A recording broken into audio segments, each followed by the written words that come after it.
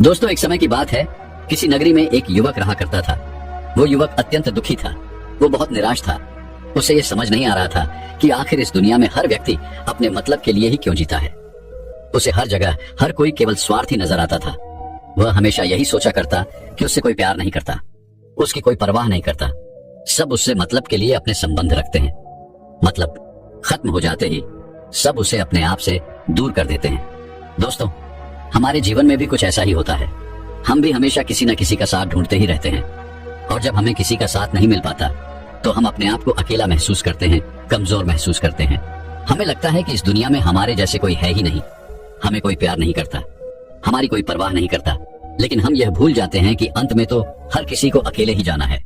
वह व्यक्ति अपने इस अकेलेपन से बहुत परेशान हो चुका था, जिस कारण एक दिन उसने अपना घर छोड़ दिया और एक रास्ते पर निकल पड़ा। उसके मन में कई सारे विचार थे। उन विचारों में मग्न होकर वह उस रास्ते पर आगे की ओर बढ़ता ही जा रहा था। तभी उसे रास्ते में एक आश्रम दिखाई पड़ा। वह उस आश्रम की ओर आगे बढ़ा। तभी उसने देखा कि एक गुरु अपने शिष्य को ध्यान करना सिखा रहे हैं, और उन्हीं शिष्यों में से एक शिष्य ने अपने गुरु से कहा, है गुरु, आखिर यह ध्यान क्या है और इस ध्यान को करने से हमें क्या लाभ? तभी वह गुरु अपने उस शिष्य के इस सवाल का जवाब देते हुए कहते हैं, पुत्र, ध्यान ही सच है और ध्यान हमें अकेला कर देता है। हम जितने ज्यादा अकेले होते जाते हैं उतना ही हम ध्यान में उतरते चले जाते हैं, और यही अकेलापन तुम्हें सत्य के मार्ग पर ले जाता है, तुम्हें सत्य की प्राप्ति करवाता है। वह युवक आश्रम के बाहर खड़े होकर यह सब कुछ देख रहा था, सुन रहा था। जैसे ही उसने उन गुरुवर के मुख से यह सारी बातें सुनी, वह दौड़ा दौड़ा उन गुरुवर के पास आया और कहने लगा, है गुरुवर, यदि ध्यान हमें अकेला कर देता है तो इसका मतलब यह हुआ कि मैं इन सब चीजों में श्रेष्ठ हूं। आप तो ध्यान का सहारा लेकर अकेले होते हैं, लेकिन मैं तो ऐसे ही अकेला हूं। मेरा ऐसा कोई नहीं है जिसे मैं अपना कह सकूं, जो मेरी परवाह करता हो, जो मेरा ख्याल रखता हो, और मैं अपनी राह पर अकेला ही चलता चला जा रहा हूं। उस व्यक्ति की ये सारी बातें सुनकर उन गुरुवर ने उस व्यक्ति को ध्यानपूर्वक देखा और उसके बाद उससे कहते हैं, भंते, अगर तुम अकेले हो तो तुम्हारे पीछे तुम्हारा पूरा परिवार, तुम्हारे मित्र, तुम्हारे शत्रु, तुम्हारे सगे संबंधी, इन सब को लेकर तुम कहां जा रहे हो? उन गुरुवर के मुख से यह बात सुनकर वह व्यक्ति चौंक उठा और उसने तुरंत ही पीछे मुड़कर देखा तो वहां पर कोई नहीं था। तभी वह उन गुरुवर से कहता है गुरुवर, कौन है मेरे पीछे? कोई तो नहीं, न मेरे परिवार वाले, न मेरे मित्र, न मेरे शत्रु, और न ही मेरे सगी संबंधी। मैं तो सबको पीछे छोड़ आया हूं, क्योंकि कोई मुझे नहीं पूछता, कोई मेरी परवाह नहीं करता, कोई मेरा ख्याल तक नहीं रखता, यहाँ तक कि मेरी कोई आवाज तक नहीं सुनना चाहता। लेकिन जब किसी के ऊपर कोई समस्या आती है तो वह मुझे अवश्य याद करता है, पर बाकी समय पर वह मुझे पूछते तक नहीं। उन्हें यह तक खबर नहीं होती कि मैं किस हाल में हूँ, मैं जिंदा भी हूँ या नहीं। उन सबको इन सब चीजों से कोई फर्क नहीं पड़ता। उन गुरुवर ने उस व्यक्ति की यह सारी बातें ध्यानपूर्वक सुनी और उसके बाद उस युवक से कहते हैं, भंते, तुम सही कह रहे हो, लेकिन जब तक तुम इन सभी को छोड़कर नहीं आते तब तक तुम भला अकेले कैसे हो सकते हो? वह व्यक्ति एक बार फिर से आश्चर्यचकित होकर पीछे मुड़कर देखता है और फिर उन गुरुवर से कहता है गुरुवर, यहाँ पर तो कोई नहीं है, मैं अकेला ही यहाँ पर आया हूँ। लग रहा है कि आप मेरा मजाक उड़ा रहे हैं। मेरे पीछे कोई नहीं है, आप खुद देख सकते हैं, तो फिर आप ऐसा क्यों कह रहे हैं कि जाओ और इन्हें छोड़कर आओ? जब मेरे साथ कोई है ही नहीं तो मैं भला उन्हें कहाँ छोड़ूं, कैसे छोड़ूं? उस युवक की ये सारी बातें सुनकर वह गुरुवर मुस्कुराने लगे और उस युवक से कहते हैं, भंते, आखिर तुम मुझसे क्या चाहते हो? इस पर वह युवक उन गुरुवर से कहता है गुरुवर, मैं आपका शिष्य बनना चाहता हूँ, मुझे कोई साथी चाहिए, मुझे अपना शिष्य बना लीजिए, मैं जीवन भर आपका आभारी रहूंगा। उस युवक की यह बातें सुनकर उन गुरुवर ने कहा, भंते, तुम चाहो तो यहाँ पर 1 महीने रह सकते हो, उसके बाद ही मैं यह निर्णय कर पाऊंगा कि क्या मुझे तुम्हें अपना शिष्य बनाना चाहिए या फिर नहीं। लेकिन तुम्हें मेरी एक बात माननी होगी, तुम्हें इन 30 दिनों के अंदर ध्यान का अभ्यास करना होगा। अगर तुम ये कर सकते हो तो तुम यहाँ पर अगले 1 महीने के लिए रुक सकते हो, अन्यथा तुम्हारे लिए यहाँ पर कोई जगह नहीं। उस व्यक्ति ने काफी सोच विचार कर उन गुरुवर से कहा, है गुरुवर, आप जैसा कहेंगे मैं वैसा ही करूंगा। आप चाहते हैं कि मैं इन 30 दिनों में ध्यान का अभ्यास करूं तो मैं यह करने के लिए तैयार हूं। उस व्यक्ति ने उन गुरुवर की बात मान ली और आश्रम में ही रुक गया। अगले दिन सुबह सुबह वह गुरुवर उस व्यक्ति के पास आए और उस व्यक्ति से कहने लगे, भंते, तुम किससे बात कर रहे हो? तुम्हारा ध्यान कहाँ है? इस पर वह व्यक्ति जवाब देते हुए कहता है गुरुवर, मेरे साथ तो कोई नहीं है, मैं भला किससे बात करूंगा, मैं तो अकेला हूं। तभी वह गुरुवर उस व्यक्ति से कहते हैं, ठीक है, लेकिन अब ध्यान लगाओ, क्योंकि तुमने मुझे वचन दिया था कि इन 30 दिनों में तुम ध्यान का अभ्यास करोगे। उन गुरुवर के कहने पर वो व्यक्ति ध्यान करने बैठ जाता है, लेकिन पहले दिन उसे ध्यान करने में बहुत तकलीफें आती हैं, बहुत सारी परेशानियों का सामना करना पड़ता है। यहाँ तक कि वो ढंग से लगातार बैठ भी नहीं पा रहा था। उसके पैर मानो सुन्न से हो जाते और उसका पैर मानो काम करना ही बंद कर देता। ये सारी बातें वह गुरुवर देख रहे थे। तभी उन गुरुवर ने उस व्यक्ति से कहा, बनते, तुम जितना देर चाहो उतना देर बैठ सकते हो। ये ऐसा कोई जरूरी नहीं है कि तुम एकाएक लगातार बैठे ही रहो। यदि तुम्हें थोड़ी तकलीफ है तो तुम उठ सकते हो, टहल सकते हो और फिर आकर बैठ सकते हो। इतना कहकर वह गुरुवर वहां से चले गए। अगले दिन सुबह सुबह फिर वह उस व्यक्ति के पास आए और उस व्यक्ति से कहने लगे, भंते कौन है, किससे बातें कर रहे हो, कोई आया है क्या? उन गुरुवर की इस बात का जवाब देते हुए वह व्यक्ति उन गुरुवर से कहता है गुरुवर, यहाँ पर तो कोई नहीं है, आप खुद देख लीजिए, मैं भला किससे बातें करूंगा। तभी वह गुरुवर एक बार फिर उस व्यक्ति से कहते हैं, चलो ध्यान का अभ्यास करो। तभी वह व्यक्ति उन गुरुवर से कहता है गुरुवर, क्या केवल आंखें बंद करके बैठ जाना, इसे ही ध्यान कहते हैं? अगर इसे ही ध्यान कहते हैं तो यह तो बड़ा ही आसान है और इसे तो कोई भी कर सकता है, केवल आंखें बंद करके बैठना ही तो है। इसका जवाब देते हुए वह गुरुवर उस व्यक्ति से कहते हैं, भंते केवल आंखें बंद करके बैठ जाना इसे ध्यान नहीं कहते। ध्यान करने के लिए तुम्हें अपने मन को एकाग्र करना होगा, अपने मन को किसी एक चीज पर लगाना होगा। वह कोई भी चीज हो सकती है, बाहर की कोई आवाज या तुम्हारे भीतर से आने वाली ये सांसें, इन सांसों के अंदर और बाहर होने की आवाज। तुम ऐसी किसी भी चीज पर ध्यान लगा सकते हो जो लगातार वर्तमान समय में घट रही है, ताकि तुम्हारा पूरा ध्यान उस चीज पर एकाग्र हो और तुम्हारा ध्यान कहीं भी भटके नहीं, जिस कारण तुम उस पर ध्यान लगा पाओगे।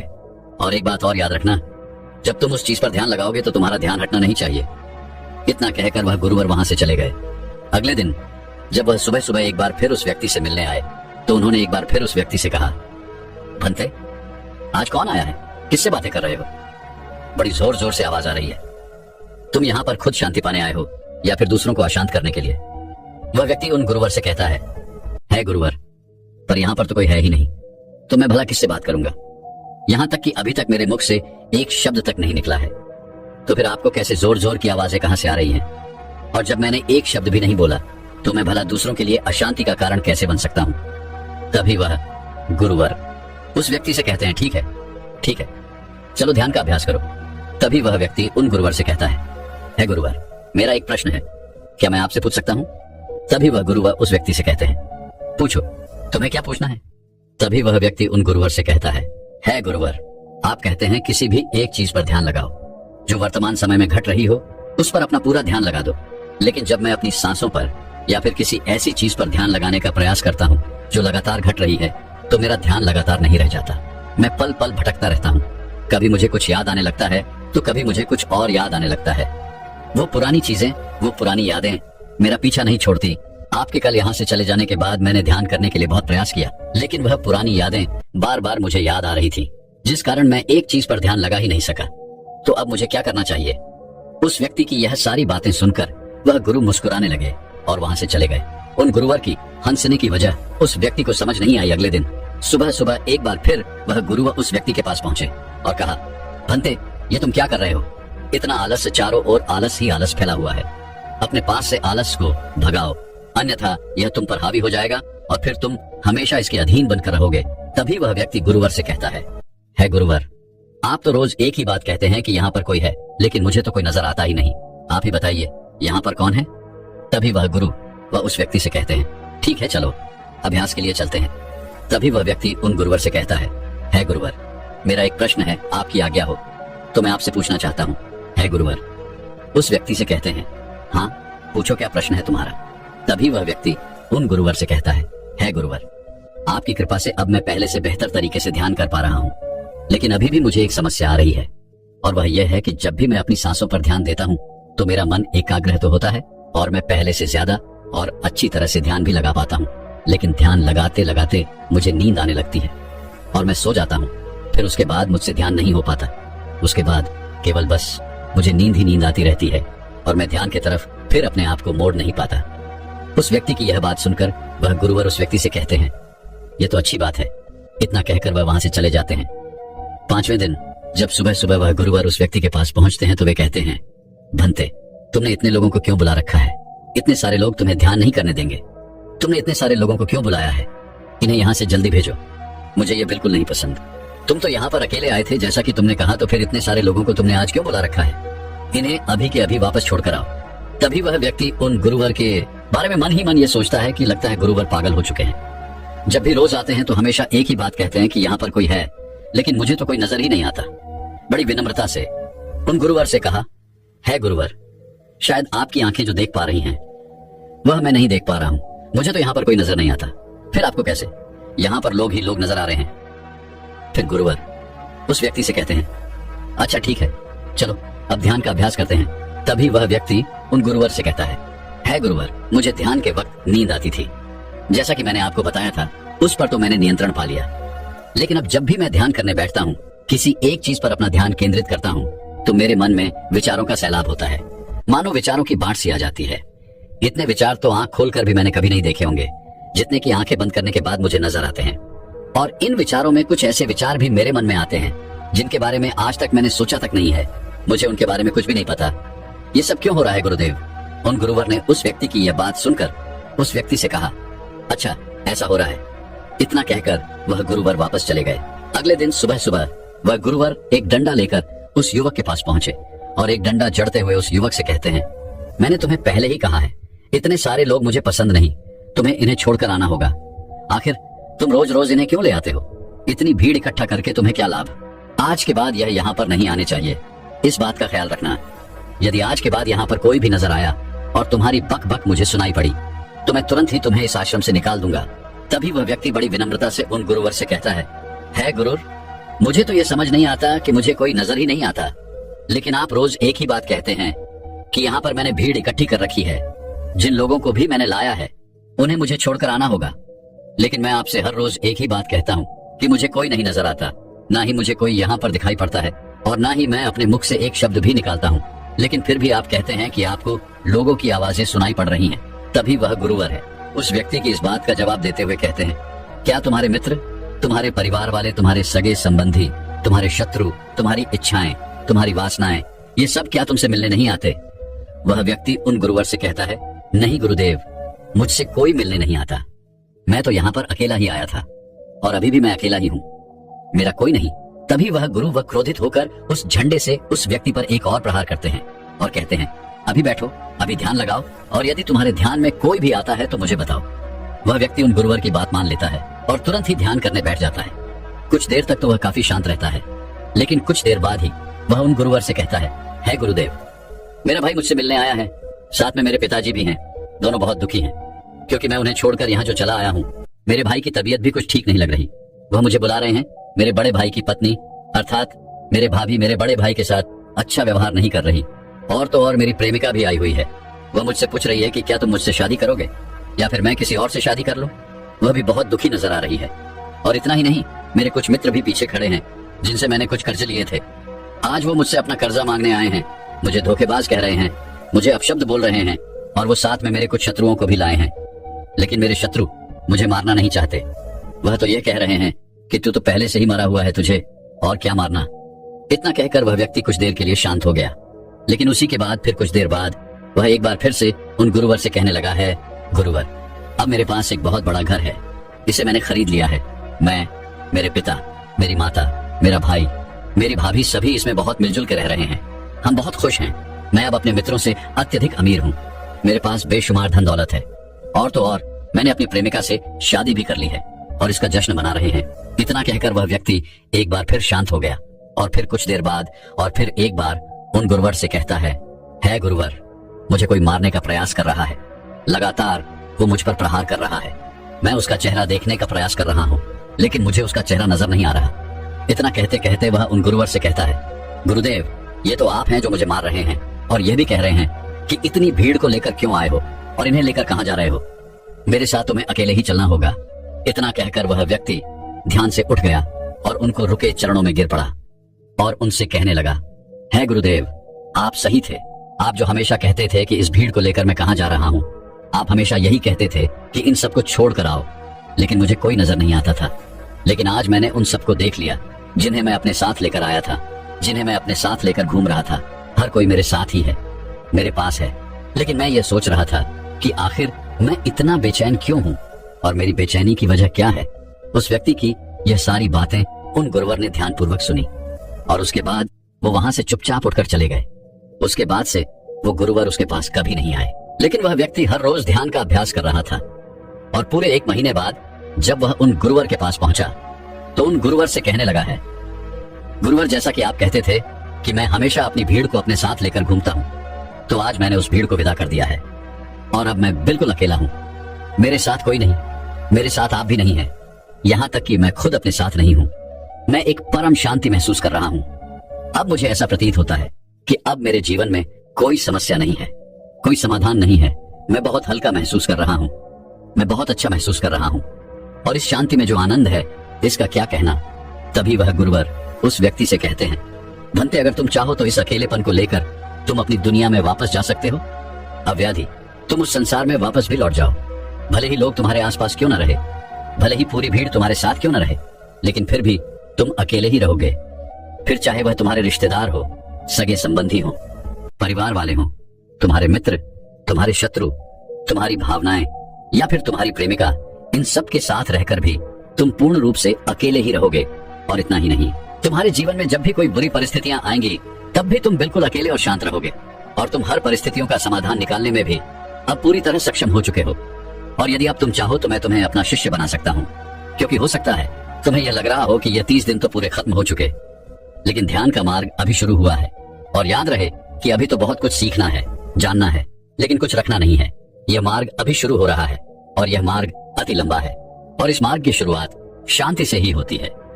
तभी वह व्यक्ति उन गुरुवर को प्रणाम करता है और उनसे कहता है, हे गुरुवर, मैं अपने घर वापस लौटना चाहता हूँ, अपने उस संसार में वापस जाना चाहता हूँ ताकि मैं अपनी जिम्मेदारियों को निभा सकूं और साथ ही साथ इस मार्ग पर भी आगे बढ़ सकूं। यदि आपकी आज्ञा हो। इतना कहकर वह व्यक्ति शांत हो गया। तभी वह गुरु मुस्कुराने लगे और उस व्यक्ति से कहते हैं, भंते, मन शांत हो तो सब हो सकता है। तुम संसार में रहकर भी अकेले रह सकते हो, लेकिन एक बात याद रखना कि हमें सीखना बहुत कुछ है, जानना बहुत कुछ है, लेकिन रखना कुछ भी नहीं। अब तुम जा सकते हो, तुम्हारा कल्याण हो। तो दर्शकों, चलिए अब ज्यादा सोचने के ऊपर अगली कहानी की शुरुआत करते हैं। संपूर्ण मानव जाति एक दौड़ में लगी हुई है, एक ऐसी दौड़ जो कभी पूरी नहीं होती, जो उसके जन्म के साथ शुरू होती है और मरने तक उसका पीछा नहीं छोड़ती। लेकिन क्या कभी आपने ध्यान दिया है कि यह दौड़ किस चीज की है? जरा ठहर कर खुद से पूछिए कि आप किसके पीछे दौड़ रहे हैं और वास्तव में क्या यह दौड़ कभी पूरी हो सकती है? जिन भौतिक सुख सुविधाओं को इकट्ठे करने में इंसान लगा रहता है, क्या वास्तव में वो भौतिक सुख सुविधाएं उसे शांति या फिर आनंद प्रदान कर सकती है? सिकंदर ने मरने से पहले अपने सभी मंत्रियों को कहा था कि जब मेरी अर्थी उठाई जाए तो मेरा शरीर ढका हुआ नहीं होना चाहिए, मेरी हथेलियां खुली होनी चाहिए, ताकि सारी दुनिया यह देख सके कि जो सिकंदर पूरी दुनिया को जीत सकता था वो भी अपने साथ कुछ नहीं ले जा सका। उसके हाथ खाली के खाली रह गए। लेकिन जीवन की बागडोर ऐसी होती है कि उसे कभी ठहरने का वक्त ही नहीं मिलता, कभी वह सोच विचार ही नहीं करता कि जीवन का सबसे बड़ा सुख क्या है और इसके विपरीत जीवन का सबसे बड़ा दुख क्या है। सुख सुविधाएं तो बहुत लोग इकट्ठा कर लेते हैं, लेकिन सही मायने में उसका भोग कितने लोग कर पाते हैं? वही भौतिक वस्तुएं जो उसने अपने आनंद, अपनी शांति के लिए संग्रहित की थी, वही सुख सुविधाएं उसके दुख का कारण बन जाती हैं। जब पैसा नहीं कमाया था तो पैसा ना होने का दुख था, और जब पैसा कमा लिया तो वही पैसा उसके बच्चों के लिए या उसके लिए झगड़े का कारण बन जाता है। तो फिर कैसे सुख सुविधाएं, किन चीजों के पीछे आप भाग रहे हो? आज की जो कहानी मैं आप लोगों को सुनाने वाला हूँ उसमें आपको जीवन का सबसे बड़ा दुख और सबसे बड़ा सुख पता चलेगा। इससे पहले कि आप इस कहानी में खो जाएं, इस चैनल को सब्सक्राइब जरूर कर लें। तो चलिए कहानी शुरू करते हैं। अपनी गरीबी के दिन याद करके सेठ धनानंद की आंखों में आंसू आ गए। आज उसने जीवन में सब कुछ हासिल कर लिया था, सारी सुख सुविधाएं उसके पास थी। घर में नौकर चाकर थे, हजारों लोग उसके नीचे काम करते थे, जो उसकी एक आवाज पर उसके पास खड़े होते थे। लेकिन फिर भी आज सब कुछ हासिल कर लेने के बाद भी वो दुनिया में अपने आप को सबसे गरीब आदमी समझ रहा था। आखिरकार अपनी गरीबी के दिन याद करके उसकी आंखों में आंसू आ गए। उसके पास कुछ नहीं था, लेकिन तब भी वो प्रसन्न रहता था। लेकिन आज सब कुछ होने के बाद भी वो प्रसन्न नहीं था। और दुनिया में वही आदमी सबसे गरीब होता है जो सब कुछ होते हुए भी अकेला महसूस करता है। उसे एहसास होने लगा था कि धन संपदा या भौतिक सुख सुविधाएं उसके मन की पूर्ति नहीं कर सकती। लेकिन अब तो बहुत देर हो चुकी थी। उसका पूरा जीवन बीत चुका था। अब पूरे जीवन की कमाई उसे व्यर्थ लगने लगी। उसे लगने लगा कि उसने जो कुछ कमाया वो सब यूं ही था, व्यर्थ था। ये एहसास उसे जीवन में पहले कभी नहीं हुआ था। काश उसे ये एहसास पहले हो गया होता तो वह ठहर जाता, रुक कर चिंतन करता कि जो चीज वह इकट्ठी कर रहा है क्या वास्तव में वह इकट्ठी करने लायक है। अगर उसे यह बात पहले पता चल गई होती तो वो अपने जीवन में सार्थकता खोजने की कोशिश करता।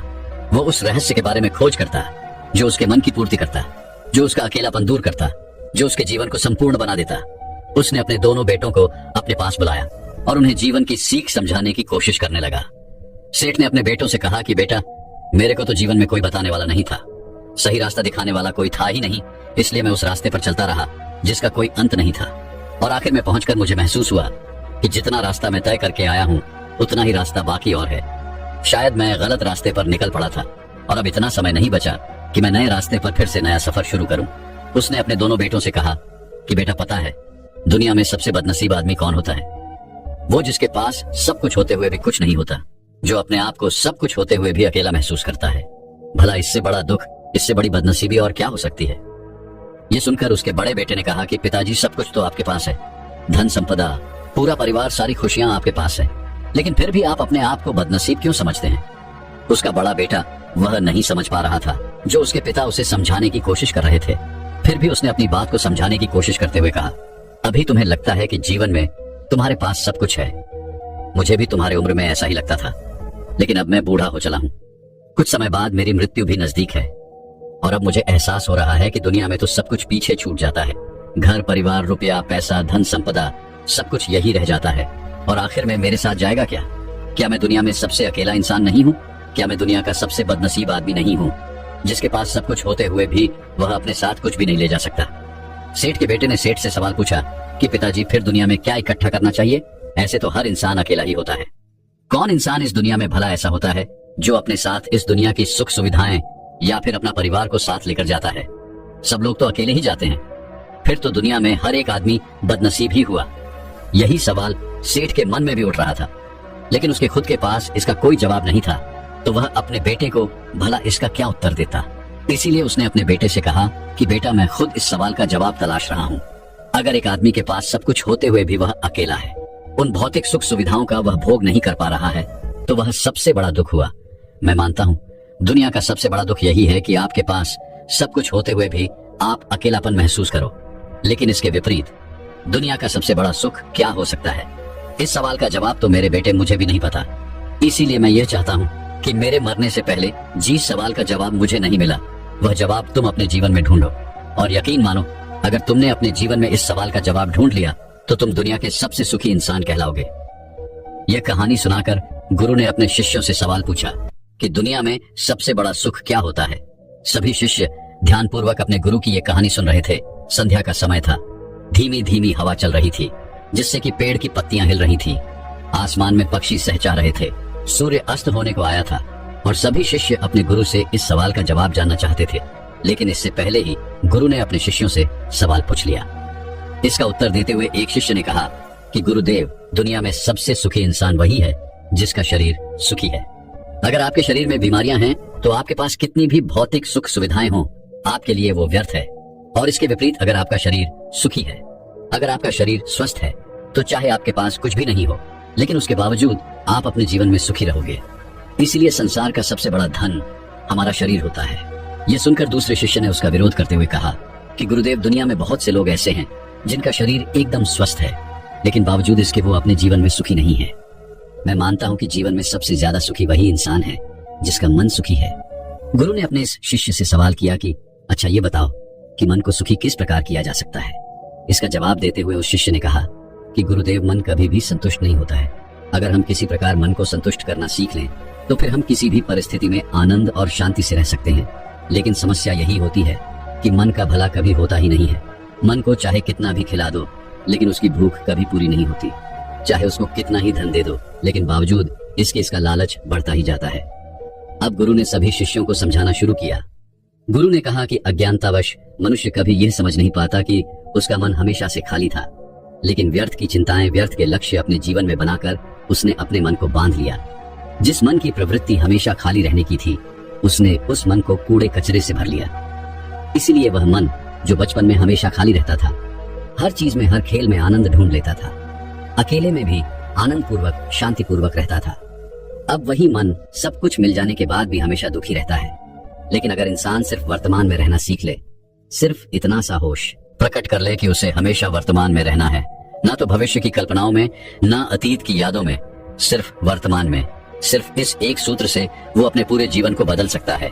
वर्तमान में रहकर सभी सूक्ष्म सुविधाओं का भोग करना, पूर्ण होश के साथ, पूर्ण आनंद के साथ हर एक चीज का भोग करना, सिर्फ यही जीवन को सुखी बना सकता है।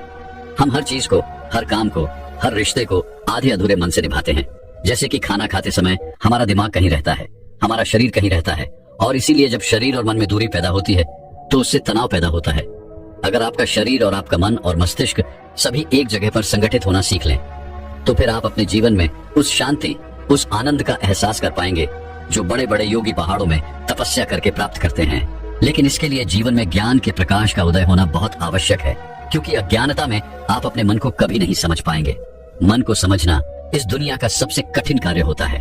अगर आप अपने मन को जबरदस्ती वर्तमान में खींच कर लाने की कोशिश करेंगे तो आप बहुत जल्दी परेशान हो जाएंगे। ये कार्य बड़े धीरे धीरे, बड़ी निष्ठा और प्रेम के साथ किया जाता है, बड़े संयम के साथ किया जाता है।